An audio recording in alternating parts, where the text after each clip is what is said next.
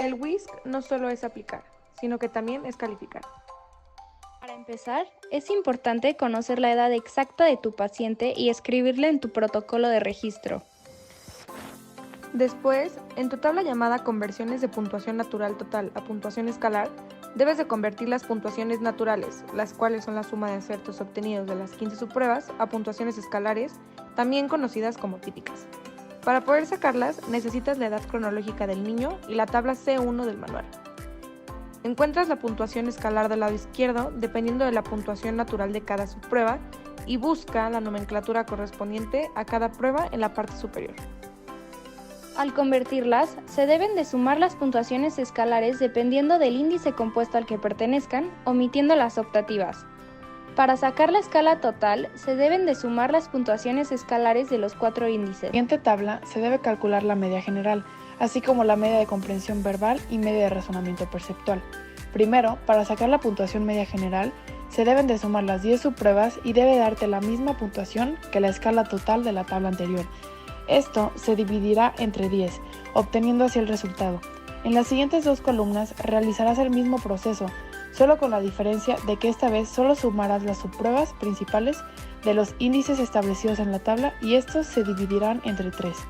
En la tabla de cálculo de puntuaciones índices, utilizarás la suma de puntuaciones escalares de la primera tabla, así como la tabla A2 a la A6 de tu manual de aplicaciones. En estas deberás buscar la suma de puntuaciones escalares de tu índice para poder sacar el índice compuesto, el rango perceptil y asimismo el intervalo de confianza dependiendo del porcentaje que utilices. En la gráfica del perfil de puntuaciones escalares de subpruebas, copiarás las puntuaciones escalares de cada subprueba en donde lo indica su nomenclatura y después graficarás uniendo los puntos. Al igual que en la tabla de perfil de puntuaciones compuestas, copiarás los índices compuestos en la nomenclatura correspondiente y de igual forma graficarás. En la siguiente página encontrarás la tabla de comparaciones de discrepancia.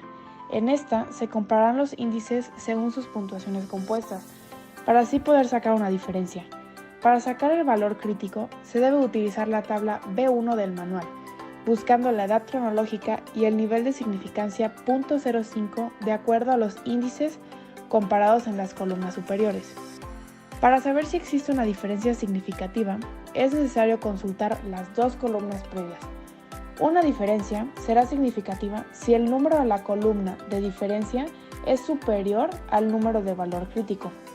Finalmente, en la columna tasa base se debe utilizar la tabla B2 del manual, donde según la diferencia y el signo obtienes la tasa base de acuerdo a los índices comparados.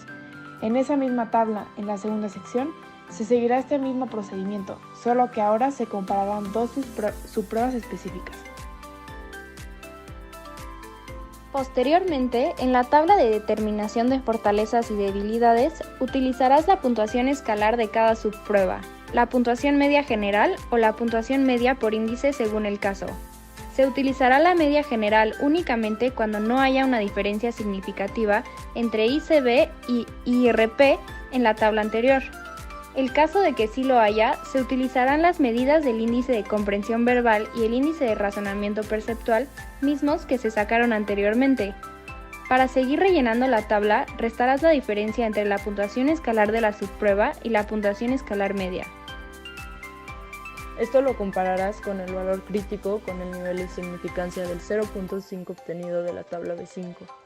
Si la diferencia es mayor al valor crítico con signo positivo, esta será una fortaleza. Si la diferencia es mayor con signo negativo, esta será una debilidad. En la siguiente tabla de la sección de análisis de proceso, se utilizará la puntuación natural de las subpruebas indicadas. Se deberá sacar la puntuación escalar utilizando la tabla A8 del manual. Para llenar el cuarto cuadro de la página 3, se consultará la tabla B7 para así poder obtener la tasa base dependiendo de la puntuación natural de las secuencias, según se indica. En la tabla de comparación de discrepancias se sacará la diferencia entre la puntuación natural de la prueba de retención de dígitos, directo e inverso. Obteniendo ese resultado, se sacará la tasa base utilizando la tabla B8 del manual. Por último, en la tabla de comparaciones de discrepancia se apuntarán las puntuaciones escalares de las subpruebas que se indican y debe de sacar la diferencia. Utilizando la tabla B9 se sacará el valor crítico. Si la diferencia es mayor que el valor crítico, hay una diferencia significativa. En ese caso, es necesario sacar la tasa base con la tabla B10.